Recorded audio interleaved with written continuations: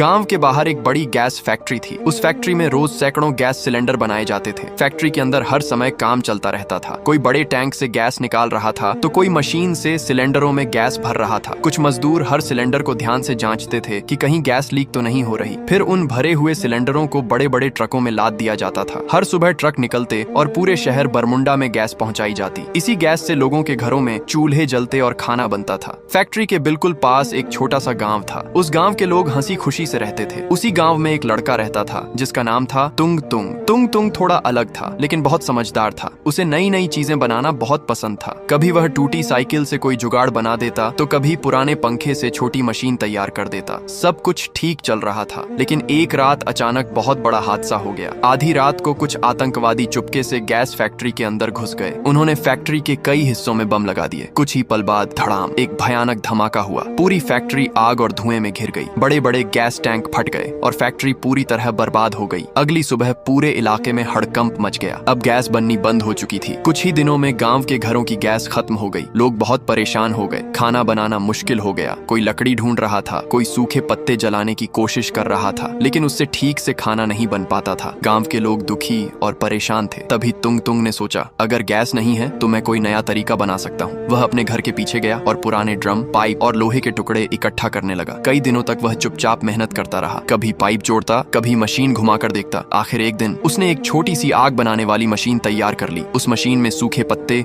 भूसा और कचरा डालते ही मशीन के अंदर से तेज और लगातार आग निकलने लगी। अब उस आग पर आराम से खाना पकाया जा सकता था। तुंग तुंग ने वह मशीन पूरे गांव को दिखाया। गांव वाले हैरान रह गए। अब बिना गैस के भी उनके घरों में चूल्हे जलने लगे। कुछ ही दिनों में तुंग तुंग ने ऐसी कई मशीनें बना दी। पूरा गांव खुश हो गया। लोग तुंग तुंग की खूब तारीफ करने लगे। उस दिन के बाद गांव में एक बात सबकी जुबान पर थी, समस्या कितनी भी बड़ी क्यों न हो, अगर दिमाग और हिम्मत हो तो उसका हल जरूर निकल जाता है।